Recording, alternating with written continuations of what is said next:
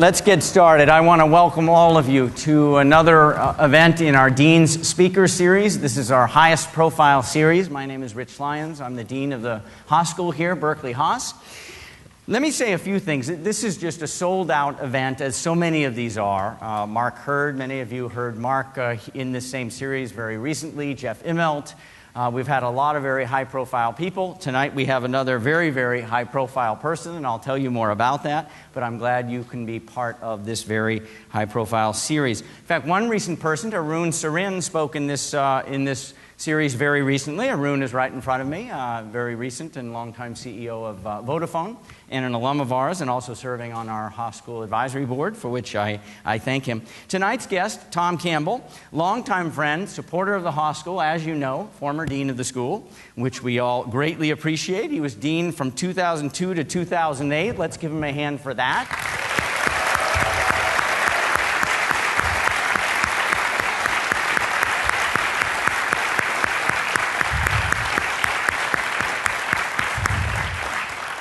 And of course, the school has had a lot of great news. These things happen with a lag. I'd love to take credit for all of it, but obviously a lot of the hard work that he did and deans before him did have contributed greatly to that, and I know we all thank him for that. You know, there were so many specific things that he achieved when he was dean. The fundraising that we were doing was reaching record levels. I think just sowing the seeds of a culture of philanthropy for this school so that we could play with the very, very best schools and win against the very, very best schools. He really did a lot on that front. Our sort of vector upward really started to take off under his leadership, whether you look at external rankings or many of the more internal measures that we track. And then many initiatives on so many fronts in terms of socially responsible business, nonprofit business, et cetera. You know, one element that doesn't get talked about very much, and I'll mention it right here, is, look, he was firm on full-time tenure-track faculty that weren't getting enough done. And that was also raising our standards and raising our performance. There are many things that he did for us and many things that we're grateful for. So we also are, as a school, with all the difficult and challenging situation that we faced with the state of California and the whole UC system, we, as a business school, Berkeley Haas, are in relatively good financial shape. And his financial acuity and perspective was very important for putting us where we are today. This role as dean is one of many, many roles that he has played. As you know, his political career includes serving as a California state senator from 93 to 95, a U.S. congressman from 89 to 93, and then for another 6 years in the U.S. Congress. That was 1995 to 2001. He took leave, as you know, in 2004 from his deanship here at Haas and served as our Director of Finance, State of California, under Governor Schwarzenegger. His teaching career, equally impressive. He taught at Haas and is still on our faculty, joining our faculty as well as coming as dean in 2002. He's on a 2-year unpaid leave starting in January, and that's a visiting appointment as the first presidential fellow at Chapman University in Orange County, California. Prior to Haas, he was 19 years at the law school at Stanford University. Last but not least, as most of you know,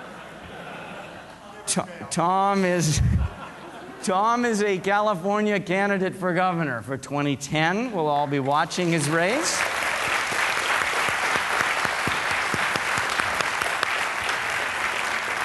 We will be watching that race closely. As some of you know, I think it was in late May or early June, another candidate spoke in this very same forum, Gavin Newsom, and we'll see if other candidates are tough enough to come visit us in this forum.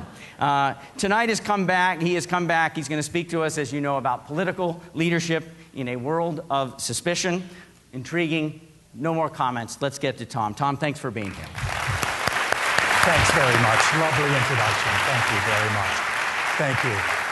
I am so happy. Thank you, Rich. I am so happy to be back home. I didn't plan this, but my carpet bag is actually here. I am now living in Irvine. If you are running in the Republican primary, it is good to live in Orange County. So my wife and I moved to Orange County in January. I love the hissing at Stanford. Just some things never change. Gave 19 years of my life to being a faculty member at Stanford, and all it gets me is opprobrium on the campus of UC Berkeley. but go Bears. There's no ambiguity here. Absolutely. Things happen when I leave Haas. So they were number one in the Economist rankings of business schools in the United States. Number one. Never happened before. That's Rich Lyons. Rich Lyons, the dean of the Haas School of Business. That's great. Didn't happen under me, it happened under Rich. And Ollie Williamson wins the Nobel Prize. Phenomenal. I will tell you this, that for 6 years, I would compose the press release waiting for Ollie Williamson to get the Nobel Prize. So we were ready to go. I trust that you dusted it off and made use of it. So for me, it's a very happy moment to come back. My subject tonight deals with political leadership in a time of skepticism or suspicion. And so I gave a handout to you, which I will not really refer to. Take it with you. It's depressing economic news, and I would rather give an upbeat speech. If, however, you'd like to look at it, all of the citations are there to the websites, and you can see where we are and perhaps refer to it in our question and answer. But I'd like to begin with a slightly different approach. The opportunity came to me yesterday to speak at Mayor Willie Brown's biannual political breakfast in San Francisco. And so I thought I should relate lessons. I was asked to speak. Governor Schwarzenegger spoke, former Governor Jerry Brown spoke, and Steve Poizner, one of the candidates on the Republican side running for governor as well, spoke. And I thought I would do something a little different. What have I learned running for governor, and what have I learned in 22 years in public life? Because it's 22 years ago I first declared for Congress. And the first lesson I learned is the other guy or lady believes what they say most of the time, but not all of the time. Nevertheless, you should be very hesitant to criticize the motives behind people. That if you disagree with somebody, it could very well be that they just have come to a different conclusion than you. And you learn that after you've been in politics sufficiently long, that maybe you shouldn't be so quick to judge others. Listen and be respectful. And then the second lesson, nevertheless, sometimes they tell whoppers. And so I made a list of the 25 worst whoppers that I've heard in my years in politics. And some of these are funny and some are just sad. Number one, the budget will be balanced if only the wealthy pay their fair share. You'd be surprised how often I hear that. 2, cut taxes and government revenue will automatically rise. I hear that one every day. When I was a congressman, one of my good friends on my side of the aisle was saying something like that, and I said to him, so the proper level of taxation should be 0, and then we'll really pull in a lot of revenue. And he said, yeah, that's right. Number 3, you can balance the state budget by eliminating waste, fraud, and abuse. Don't you love it? I kind of like to support a candidate who actually says, I'm going to show some discernment. I'm in favor of waste, but not fraud and abuse. Honest to goodness, though. Oh, this is one of my favorites with some application to my present environment. All things considered, you really are better qualified for governor if you have limited or no government experience. Now, a whopper, I should stop here at number 4 just for a moment. A whopper is that which you know the person who's saying it really cannot believe. Okay? I've got respect. I'm not going to put the other person down. I'm not going to attack. But come on, you really can't believe what you're saying. So that's how I define a whopper. Number 5, you can balance the budget if you run the state like a business. Okay, I'm getting close to the edge here. Number 6, you can balance the state budget by firing thousands of state workers. That's a good one. Okay, moving to a slightly different subject. Number 7, we can solve California's water shortage if only farms would use drip irrigation. I tell you, we've counted the water savings from drip irrigation at least 10 times over. Number 8, we can solve California's water shortage if only Southern Californians would stop watering their lawns and washing their 3rd and 4th cars. You see, I'm a Southern Californian now, so I take great resentment at that inference that Northern Californians cast asparagus upon us. Number 9, we don't need to build new dams. The system we completed 48 years ago is more than adequate today. Some people are saying that. That's why I call them a whopper. They really can't believe that, get away with that. Number 10, all our country's petroleum needs will be met by offshore drilling. Some people are saying that. That's all you have to do, just drill. Drill, baby, drill. But I'm not making reference to any individual, so I don't violate my first rule, which was be kind to the other person. Number 11, no source of energy could ever be worse than nuclear. That's not going to get a laugh in Berkeley, but come on. Like coal kills people far more than nuclear. Number 12, global warming is all made up. 13, stopping global warming is more important to the third world than clean water, child immunization, or anti-malarial treated mosquito nets. Spend some time in the third world and ask. Number 14, you can't trust companies to stop producing greenhouse gases without monitoring every smokestack. Number 15, a new health care plan to cover everyone won't add a dime to the deficit. Give me a little. Number 16, one Republican senator makes a bill bipartisan. Is it just me, or is it snowing in here? It might be. Number 17, and I bet everybody's heard this one. Thank God for Mississippi, because otherwise California would be dead last in per pupil education funding. You heard it? We're actually 26th. It's nothing to brag about, but let's get the facts right. We're not 49th. Number 18, California can cut funding to education without any worsening results. Number 9, I've heard it. These are whoppers. 19, it's okay to have more than 30 students in K through 3 because children really don't learn better in small classes. 20, a favorite of mine, there's no such thing as a bad teacher. That's why we haven't fired any. If you get the idea, I'm enjoying running for governor, you're right. 21, you can fix education if you only allow corporal punishment back in the classroom. 22, the government can print $3 trillion in new money without causing inflation. That's a whopper. 23, the Wall Street meltdown was caused by paying greedy CEOs too much money. Number 24, there's nothing wrong with Wall Street that more federal regulation can't fix. And 25, and remember the context where I read my list first was yesterday morning with Governor Jerry Brown and Governor Arnold Schwarzenegger and Steve Poizner present. You can raise $7 million without really deciding to run for governor. Those are the 25 whoppers. By way of putting to you that we have a crisis of confidence in political leadership. People are not willing to trust their government, and they hear things like this, and they know you really can't mean what you say. You really don't believe that, do you? But they are so easy to use in a campaign that people begin to get inured to the concept that politicians don't mean what they say. And that is a sadness. So now moving to the more serious part of my remarks.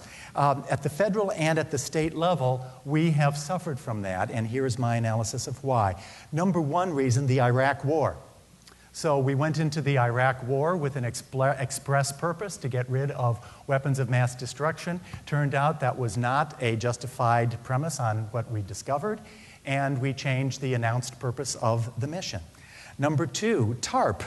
The Toxic Assets Recovery Program. We were supposed to allocate the $700 billion that we did to buy toxic assets. How many toxic assets have we bought? None. Instead, the Treasury Secretary decided to use the money to recapitalize the investment banks. I suggest that this is almost like weapons of mass destruction. You give me one premise, and then you don't follow it. Here's the premise for raising the money, the $700 billion. Oh, I have a better idea. You might call that bait and switch if you were interested in applying a criminal law sanction. The problem, the third, approach, and this was in one of my 25, the way to solve our finance crisis is to appoint a federal czar who will go after excessive CEO salaries. The bait and switch aspect here is we know something horribly went wrong in Wall Street, but I'll be blunt. It's like Rahm Emanuel's statement, a crisis is a horrible thing to waste. So let's make use of this crisis and get at those CEO salaries because we wanted to anyway. And I think that undermines confidence in leadership as much as the other things that I mentioned. And the last example in the environmental area is cap and trade as the solution to greenhouse gases as opposed to a carbon tax. So just because I used to be a professor of business while I was dean, now I'm a professor of economics and law visiting, I put some supply and demand curves up on the board. This is to strike fear and elicit unhappy memories from as many of our alums as I possibly can. And I'm more than happy to go into it. In fact, I'm anxious to go into this if you'll only permit me in the question and answer. But I'll put to you the following, that the proper way to deal with greenhouse gases is to lower business taxes and increase a tax on carbon. So it's revenue neutral, and the result is that there is the market mechanism whereby those companies that make use of greenhouse gases will substitute away from them in the most efficient manner as they see it, as opposed to cap and trade, whereby the amount of elimination is decided in advance, and the monitoring by the government then is required, not only to determine how much greenhouse gases had been produced in the past, 10 years ago, but also whether anybody is going above their allotment by monitoring every smokestack. This is my fourth and last example, and I'll spend just a second longer to say that it breeds suspicion. It breeds suspicion when the premise for government action does not bear itself out in the implementation of the government action. Rather, it causes people to wonder, really, are you interested in monitoring manufacturing throughout the United States? Is that really what your goal is? Because if it is, then cap and trade monitoring is the way to go. If, however, you're interested in reducing the greenhouse gases, and furthermore, incentivizing an even further reduction in greenhouse gases as technology improves, the carbon tax is far preferable. And what I demonstrate on the board, which I'm sure is clear, is that when you begin a supply and demand analysis of the production of greenhouse gases, you can ration them by a quantity, which is over on the left, cap and trade, or you can ration them by the price mechanism. And the interesting thing is when you ration them by the price mechanism over on the carbon tax side, you actually can get even below the reduction that you would get in cap and trade if there's any technological improvement, whereas under cap and trade, you will never get below the preset maximum. Further comments on that if you would like, but my conclusion on the first part is at the federal level, starting under President Bush and continuing under President Obama, we have strong examples to lead to suspicion, which makes it very difficult to lead politically if people think that your premise is not really the one that is motivating you. And I think I've given 4 examples where at least that is in doubt. At the state level, the clearest instance I saw was Proposition 1A. It was on the ballot in May 19th of this year. There were 4 initiatives, as I recall. And you might remember that Proposition 1A was part of the approach to fixing the budget in the state of California. And what it said was, henceforward, the state budget would not be allowed to grow in any year more than population and inflation. And if it did, if revenue came in when good years happen, and the revenues are above that rate of growth, well, it'll go into a reserve fund. And then it'll be available for a downturn. Fundamentally, a good idea. But Proposition 1A was defeated, and the reason it was defeated is because in order to make this coalition happen, those in favor of Proposition 1A said, and we will continue the income tax increase from February for an additional year, and the sales tax increase from February for an additional year and a half. And if you recall that debate, that's what sunk it. I think had the proponents of Proposition 1A come forward and said, we are just proposing the budget fix, In the long term, when our economy recovers, we should create a reserve fund whenever revenue grows faster than our needs. I think it might have carried. But they made two mistakes, I think. One was putting the sales tax and income tax increase along with it, not because all taxes are evil. They're not, obviously. You wouldn't have any government services. But the second one, because it wasn't disclosed. And so it caused people to say, aha, there you go again. It's another false premise. You're really doing it to sneak a tax in. And it was defeated. The second example I have for the state, as I gave on the federal level, of where leadership is impinged upon, or impeded, I should say, because of suspicion, is the July budget fix. I will now recount to you some of the details of the July budget fix when our state announced that we had fixed the budget. I am not making this up. We will now pay state workers on the 1st instead of the 30th of every month. You see how that works? 1/12 of the entire amount of the state employee wage bill goes into the next fiscal year. You're welcome. Happy to provide that bit of profound economic analysis. We will not increase taxes, but we will increase the amount of estimated tax you must pay to the tune of $600 million. But we're not increasing taxes, so you won't have to vote against me if I took the pledge, never an increase in tax. We have some finance professors here. Is there anything in finance along the lines of time value of money that might be relevant to this discussion? One professor cannot call on another, so I don't know. I'll just leave that as an open issue. The estimated tax in the budget for $600 million. And then there's the withholding tax.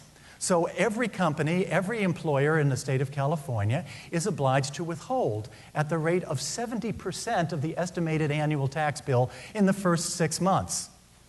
I could be wrong, but I don't think 6 out of 12 is 70%. I think it's 50. So we are accelerating into the current fiscal year an additional 20% of the entire estimated withholding tax. You're welcome. I mean, once more, this is how the budget was expected to be balanced. Oh, and then the State Compensation Insurance Fund. You might have remembered the fire sale of state assets. I think it was called garage sale. I call it fire sale. Among them was that we were going to have $1 billion more of revenue by selling the State Compensation Insurance Fund. Well, there were no takers. Nevertheless, it was in the budget.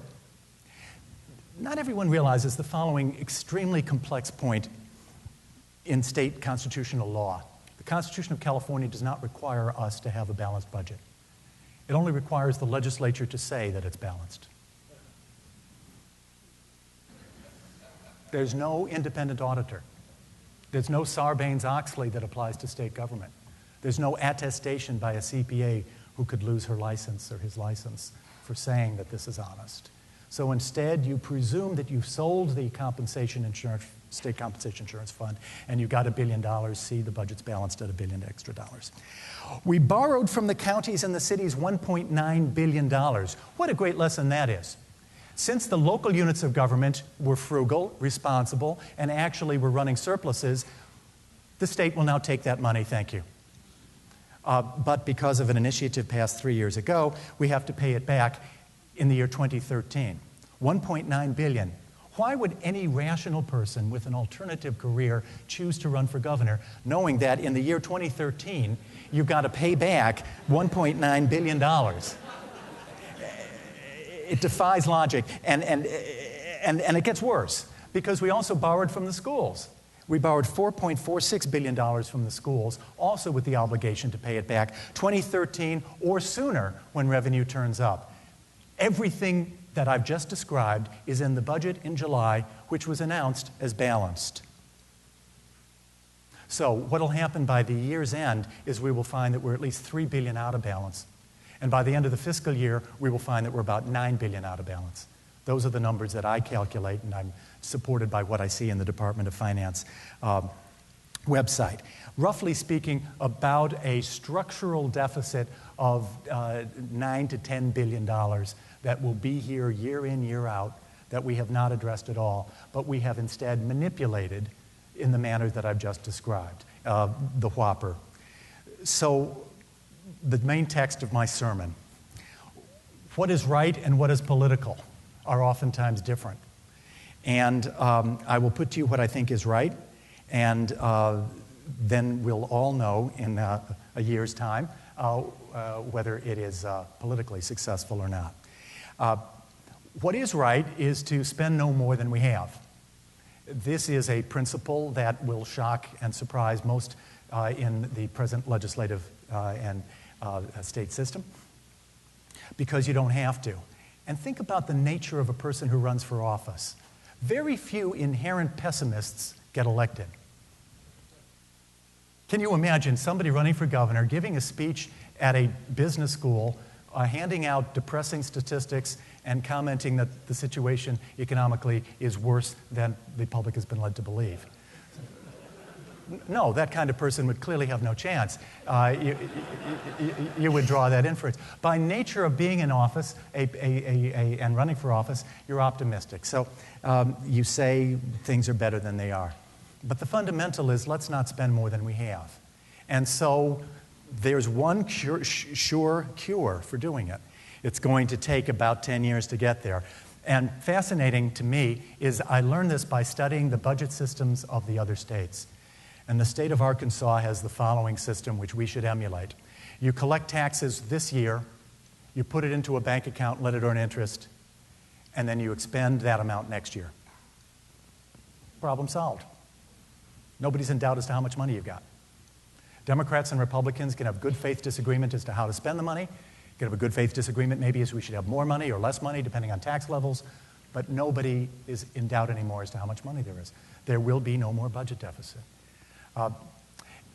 That can be done by a governor exercising a line item veto, and the state of California governor is one of the most powerful executives in the 50 states, more powerful financially than the President of the United States, because the President of the United States does not have the line item veto. So the governor of California can actually ensure that we don't spend more than we have by applying the line item veto using an honest, realistic estimate of revenue instead of the false one that might have been a good enough for getting the budget passed. Second, in the context of proposing a budget that doesn't spend more than we have, and in the context of falling revenue, it's essential to protect the long-term value of our state. And to me, that's education. So now I'm going to tell you how I touch the third rail of politics, and we'll see what result it has led. Back in May 18th, I announced my budget. So I went through the budget and line item proposed where we would be able to cut some spending, $15.4 billion. And I said what I wouldn't do. I would not cut Cal grants. Cal grants, as many know, are the scholarship whereby a student bright enough to get into college, it applies to Cal or CSU or private universities in our state, but can't afford it, get the chance to go. It's the scholarship available to California residents. And that was on the table in July, and sadly, if my prediction is right, about $3 billion out of balance by the end of the year, it's going to be on the table again then. We are seriously considering eliminating Cal grants for a year. Now, if you eliminate a scholarship that allows a student to go to college who otherwise can't afford to go to college for that year and say, no problem because she or he can go next year, you're totally mistaken. That student very likely will never go. You will lose that and lose it permanently. That's one thing I would not do. The other thing I would not do is increase class sizes at kindergarten through third grade. I've spent a fair amount of time in academics. I think I'm a decent teacher when I have a few number of students, and I'm not as good a teacher when I have 160 students. I have taught as many as 160, and I've taught as few as 4, and I'm much better in 4. But I've always been grateful that I had graduate students and not have the tremendous burden, and for this I have nothing but great respect for those who teach younger children. And if you've got over 20 kindergarten, first, second, third graders, I don't know how you do the job. And yet, because of the budget cuts this year, San Jose Unified is now going up to 30 students, kindergarten through third. So that was the other step that I would not take. I said I won't do that. I also wasn't going to take money from cities and counties. Again, think of the lesson that you send. Since you've been frugal, we're going to take your money. All of that meant that I had to come up with $5.8 billion or the budget wouldn't balance. So I said I will support a 1 year increase in the gasoline tax of 32 cents per gallon. And of course, that is the third rail. No candidate for office should ever suggest that he or she ever supports a tax. But I was offering an unusual approach, namely telling people the truth. I couldn't balance otherwise. And to cut education is to kill us long-term, as well as to kill the spirit. So the long-term economic competitiveness of the state of California is the product of our minds. We're never going to be competitive on labor costs. We will on the products of our minds. And I wouldn't do it. Gas tax for 1 year, okay. I'm going to tell you that the results so far is I've only gone up in the polls. Now, that could be because folks haven't really focused on it, or that my good friends and colleagues haven't yet put some substantial funding into telling people about it. But I at least have the opportunity to say I am trying to do what is right, to avoid the absolutism which I believe has led to the 25 whoppers, and instead pay the respect to the people of California of being straightforward. It is better that we have a one-time increase in the gas tax than to eliminate Cal grants. It is better to do that. I'd rather, of course, have all the money that we presume, but that would be false. The second, and this is it, my second and last major example of where honesty is required, is the state needs to produce more water. I have spent a lot of time in the Central Valley, and it is remarkable that our state is still the greatest agricultural producing state in the country, despite the hardship that they have undergone in the Central Valley. The following statistics tell the story. 193 million acre-feet of water fall on the state in the form of rain and snow every year.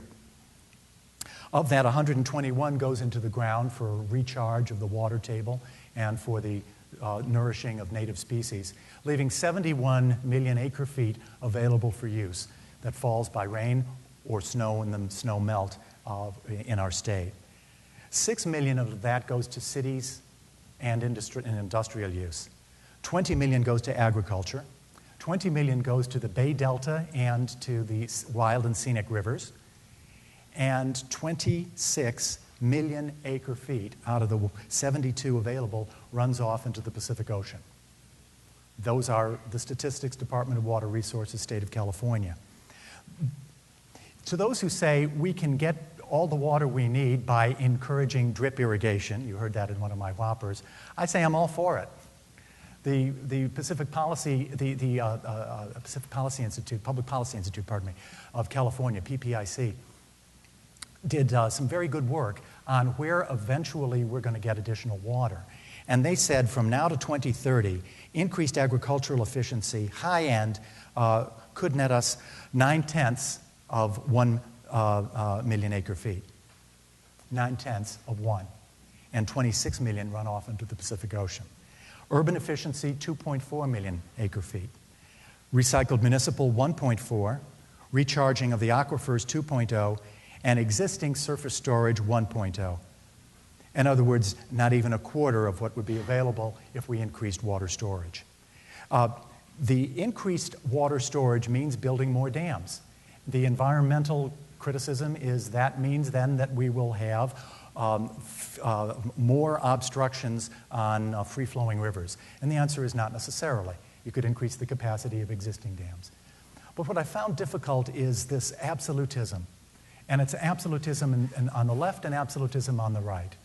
The absolutism on the right, let's ignore all issues of endangered species. Let's ignore water conservation. Let's just recognize that we need the water, so we should take it. And absolutism on the left, that we do not need any more storage, that the system that was built 49 years ago for our population and economy then is perfectly adequate today. Neither are true. Pulling this together and then leading to my conclusion and inviting your questions and answers. The state of California requires an honest approach to serious problems. I have presented that as best I can because I couldn't live with myself otherwise. I was the dean of a great business school, indeed the greatest public business school in the world, and one of the very few great business schools, public or private. I couldn't live with myself if I engaged in the whoppers. And the issue will be, can I survive in the political environment, which has already been so, I'll use a strong word, poisoned by the federal and state examples that I've given, where public policy was premised on circumstances that were not true and turned out not to be true, and nevertheless were the basis for how we went ahead.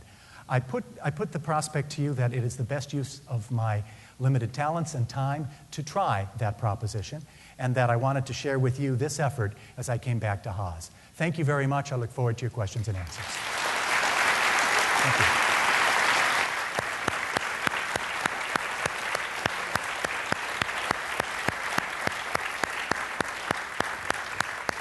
Thank you, Tom. Now, we want to use the microphones, so please line up behind the mics if you'd like to ask a question. These are going to be put on the web via video, so it's important we have your voice. Please. Let the record show also that the evening MBA students had to leave at 8:15, and I took care of you guys.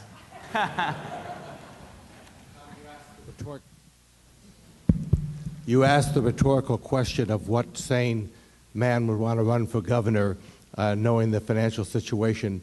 How does that describe you then? Challenged, seriously challenged. So I've spent my life doing two things. 32 years ago, I got my PhD. 32 years ago, I finished graduate school. I've spent 17 years in the classroom and 15 years in public service.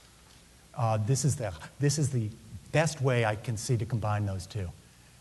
There is no higher calling than to try to help, in my judgment, the state or the people of our state and our country, and this is my chance to do it. I will never regret trying, and I believe I've got a chance to succeed. And if I do succeed, since I'm campaigning this way, I'll have the opportunity to govern this way. So I'm not going to give up the chance. Please. Tom, I'm worried about a couple things. First of all, I do buy your Whopper stories for the most part, 24 out of 25 maybe. But a couple of things that really worry me at this point. One is that I'm really beginning to feel that there is a serious sort of attitude of creating almost a caste society between the leaders, government leaders, and the population at large. And a couple of examples of that. You know, the Fortune 500 have largely in the last few years dumped defined benefit pension plans because they are fundamentally unaffordable.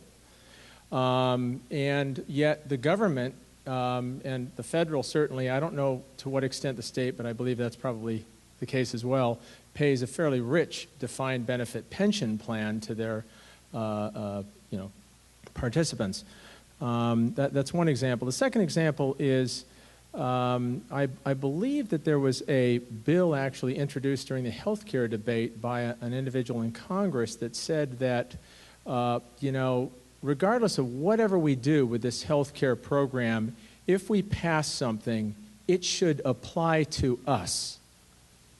In other words, we won't get our own health care plan that they get now. They'll get the same thing we get.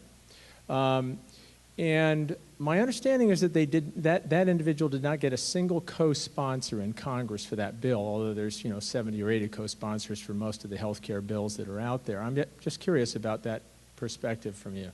Thanks, Ron. The first point in general, is there a class system, a caste system, to use your phrase? Maybe, and there's steps we can take to undo that. One is contested elections as opposed to gerrymandered districts. Right now, gerrymandered districts mean once you've won, it's really hard to get rid of the individual. And so if there were a premise for a caste system, that's it. Second is open primary. We should allow people to vote in primaries from across different aisles, different political persuasions. Otherwise, what you have essentially is the winner in a gerrymandered conservative district being the one who runs to the right, and obviously the flip side in a liberal district. As to the specifics that you gave, I don't know if that's true. I doubt that there were no co-sponsors. Having been a member of Congress, it's pretty easy to get some co-sponsors. Be that as it may, the health care available to a member of Congress is essentially the same as I had as a professor at Berkeley. It's a menu, and the university pays a certain proportion, and if I want to choose a more expensive, I have to pay the difference. And that's exactly what I had as a member of Congress. Interestingly, it's also what I had as a professor at Stanford.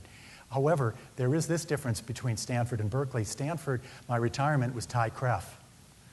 I had defined contribution retirement. Now, as a Berkeley professor, I have defined benefit retirement. So it's now appropriate for everyone here with defined benefit to take themselves out of this debate or to identify with the caste system that you spoke. The concept of defined benefit is dying in the private sector, but it still lives in the public sector. It will not go away for existing benefit plans because they are vested, and constitutionally you cannot take that away. That's a violation of the Fifth Amendment to the U.S. Constitution. However, new employees could. And the challenge that Governor Schwarzenegger had in 2005 was when he put forward the following proposal. I'll tell you the outcome, and from that you can see how difficult it is to change. In 2005, the governor said, look, for new employees, new state employees, we should have the same that private industry has, defined contribution. You put in a certain amount, state puts in a certain amount, and it goes into a 401k. In order to do that, the legislature wouldn't even hold a hearing. So the governor said, I'm going to put that on the ballot as an initiative.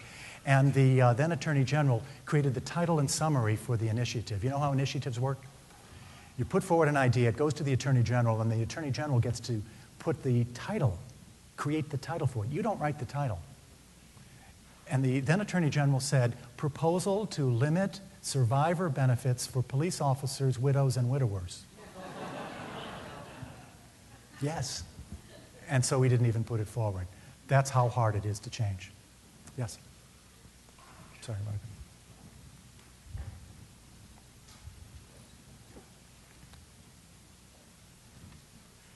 Very good to see you again, Tom. Thank you. Would you address your view of the political will in Sacramento for real reform and the voting public's will for reform and the pros and cons of a state constitutional convention? Thank you for your welcome. The well is close to poisoned. Indeed, that was the major part of my remarks. Iraq War, TARP, CEO salaries, cap and trade, Prop 1A, the July budget fix. There's been too many whoppers told, so that if you are sincere in the public sector, you have a tremendous credibility problem to overcome. And so the initiative comes forward. There will be an initiative supported by California Forward and supported by the Bay Area Council to call a constitutional convention. And a constitutional convention, once called, will deal with the fundamental underlying problems of the budget that I just described. But it could also do other things.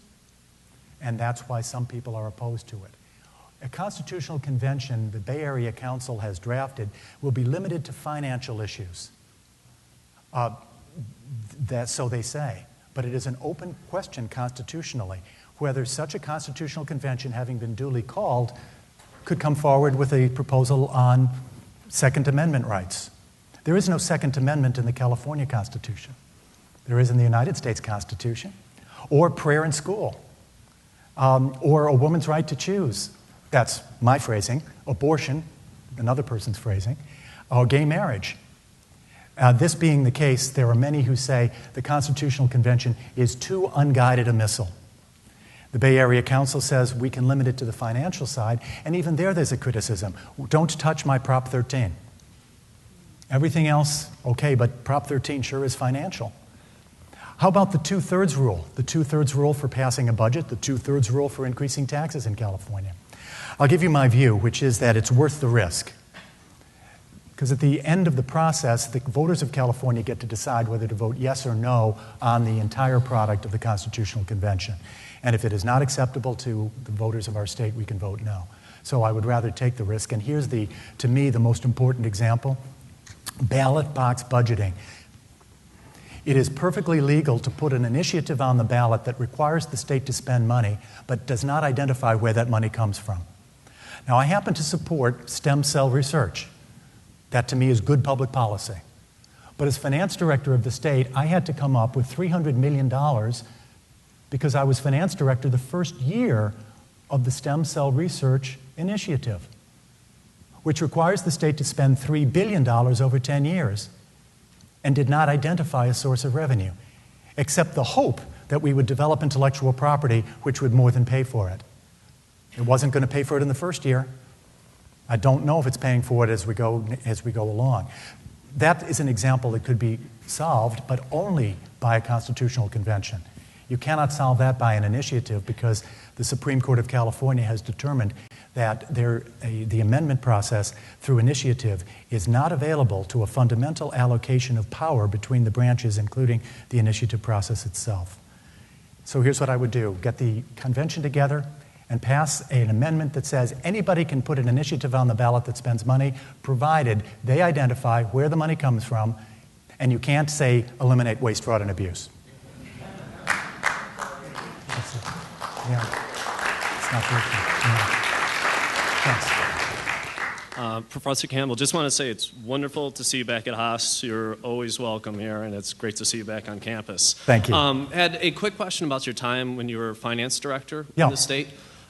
Did you foresee at that time basically the financial catastrophe that the state has been going through now? And with hindsight, is there anything that you would have done or any other alerts that you would have brought up at that time when you were in that position? There is, and I did. I drafted Prop 76. So Governor Schwarzenegger asked me to deal with the long term, and he gave me the opportunity. He said, draft the initiative, and we'll put it to the legislature, and if they approve it, great. If not, we'll take it to the people. And that was Prop 76. What Prop 76 did was to say, any year where the budget was not approved on time, the old budget carried through. Think about it for a second. Then the schools know how much money they have. You don't have this gap, suddenly no budget. If the revenue isn't there for the carry-through at last year's level, then the legislature has 45 days to allocate, and if not, everything comes down to equal percentage so that you know exactly how much money there is.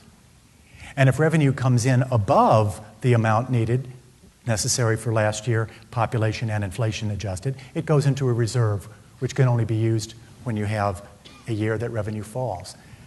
I put that to the legislature. And lastly, if you have a carryover budget, it stays in place only until you have a new budget, so eventually you can catch up. The legislature wouldn't even have a vote on it. So I poured my soul and heart into this draft. It was perfect. It was flawless in every respect.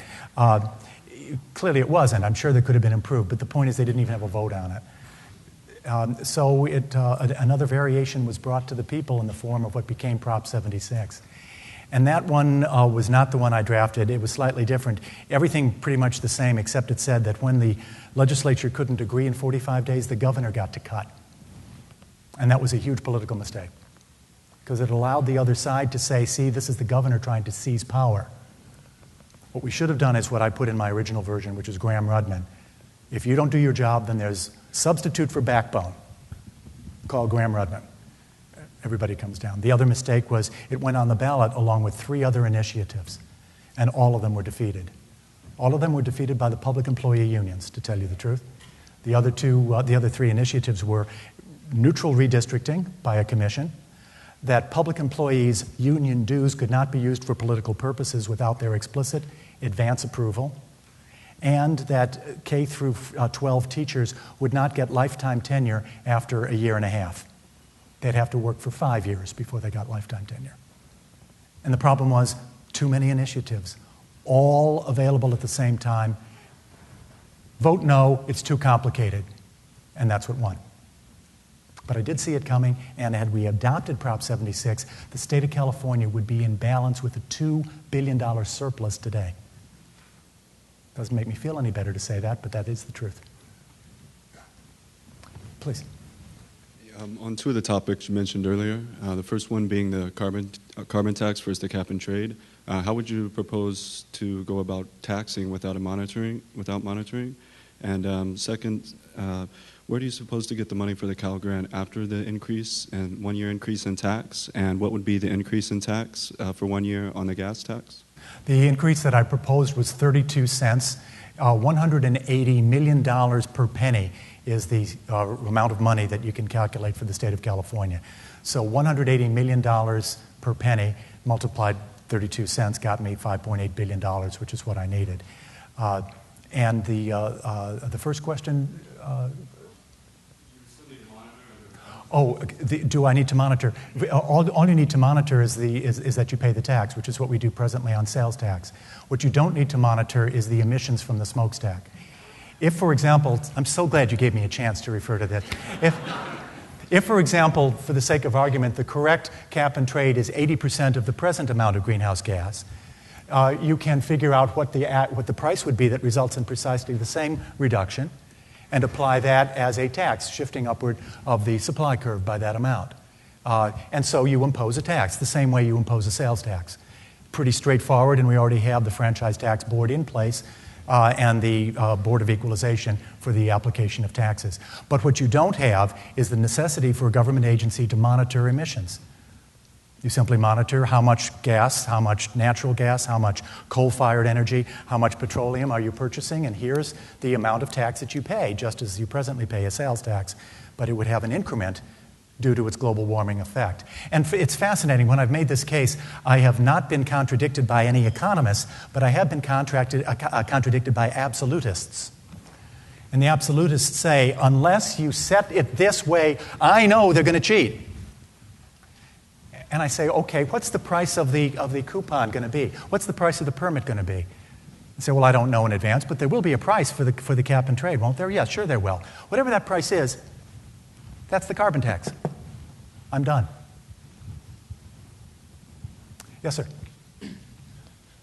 I'm intrigued by the tax on gasoline, and I'm just curious if there would be something in there guaranteeing that it would only be for 1 year, and if you've run the numbers to find out how that would affect, say, lower middle class people and others.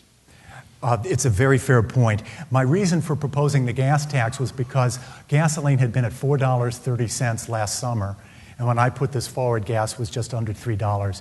It's now about $3.15 in the north. It's about $3.05 down south. So I had what very seldom happens in economics. I had an actual experience that the state had survived an increase of the price of gasoline way more than what I was proposing. In other words, we had discovered an inelastic demand. There was relatively inelastic demand for gasoline. So that's why I put it forward. It was an example of where I could raise the revenue without changing the economics of the state's productive capacity. Nevertheless, at some point, people began to substitute. And some of us might remember last summer, some people began to actually use mass transit. So at $4.30, there became some elasticity, but not going from $3 to $3.32. There was no evidence of that. As to the incidence, does it hurt poor people more than wealthy people? I understand. Any sales tax has an incidence effect that hurts poor people more than wealthy people. I cannot deny that, so I've here admitted it. But I put it forward as a decent environmental consequence, and that would do the least damage to the economy because I had a real-world experiment performed less than a year before. Yes, sir? Yep, you spoke about the crisis in political leadership and all the lies and so forth, and you're putting, I guess, forward a new model. How are you going to work with other politicians to perhaps emulate your style of campaigning and communicating with the public, and do you feel that that's going to be effective and workable? I think by itself it's not. I think we really need to have open primary and neutrally drawn districts, because the corruption of the system presently is almost irredeemable. If you know once you're nominated by your party, you'll never have a problem in November. and I know this district. This is true in every district in our state, for state assembly, for state senate, and for U.S. Congress. And the open primary. Another way of getting around or dealing with this is the instant runoff. Think about this for a second. It's kind of intellectually fascinating. Instead of saying we'll have a primary, then the Democratic and the Republican candidates go on to November, suppose you say everybody runs at the same time, and you get to vote for your first preference, and you specify your second preference. That totally destroys the rationale of running to the far right to win a Republican primary, because you may need to pick up number 2 votes from somebody, and running to the far left to win the Democratic primary. So those are structural changes that I think are needed. In my own case, if none of those structural changes are made, but I win running for governor, then I'll probably find myself somewhat lonely using the line item veto. Let me be blunt about this. This is why we get into the problem we do. Governors who have an agenda need to have the legislature pass the agenda. Governor can't sign it unless it's come through the legislature. So you've got an idea on education, on mass transit, on environment, on cap and trade, anything that is on hydrogen highway. But it means nothing unless the legislature passes it. So you're ready to exercise your line item veto so that you spend no more than we have. But the leaders of the legislature say to you, you won't get yours unless you give me mine. So what you need is a governor who makes number 1 priority not spending more than you have. I put a perfectly neutral proposition forward. All we should do in our state is elect business school deans for governor. Just a neutral rule, and let the chips fall where they may. 2 more questions. 2 more. Go ahead, Steve. Oh, I'm sorry. Come on over, and then you can be the last question. What do you think of public financing of campaigns? What do I think of public financing of campaigns? Like it better and better as I see the money of my opponents.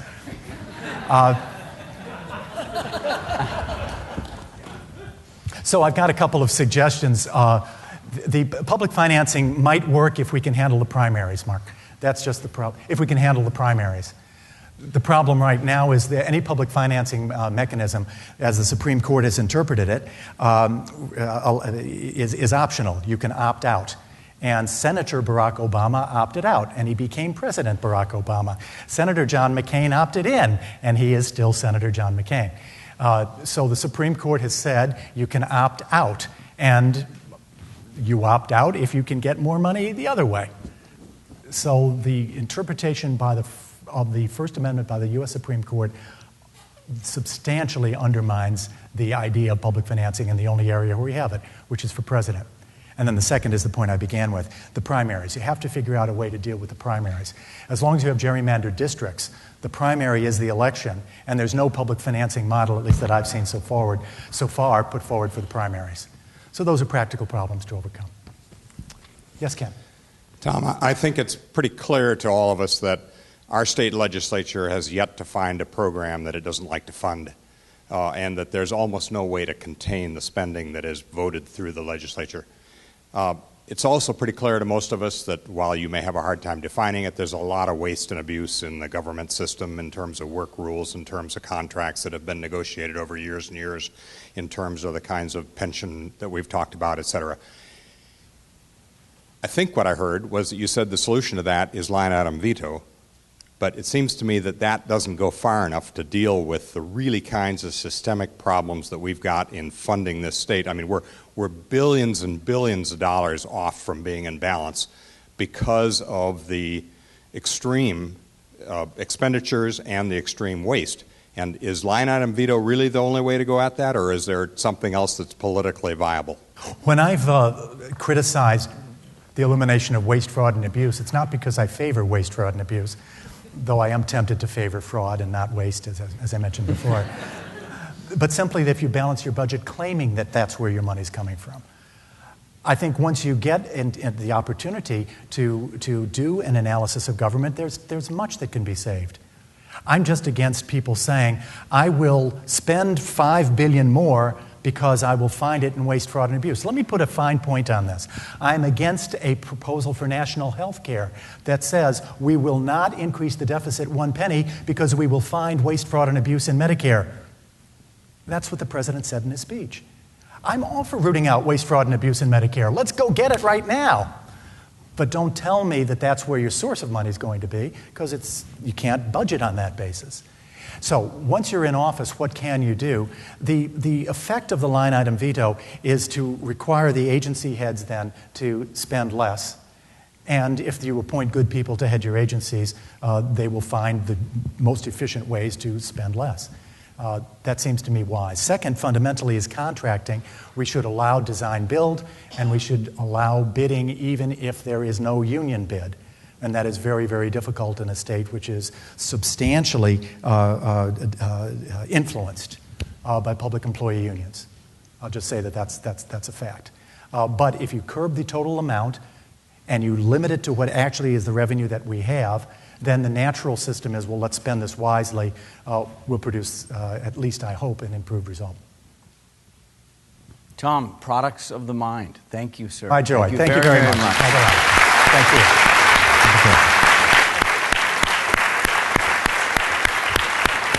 Thank you very much. Thank you very much.